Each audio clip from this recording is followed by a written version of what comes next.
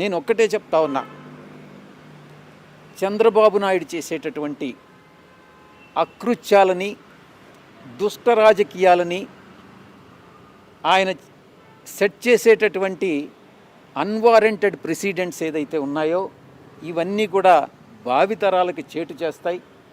తప్పకుండా నేను ఒక్కటే ఒకటి చెప్తున్నాను, గతంలో కూడా చెప్పాను, ఈరోజు చెప్తున్నాను,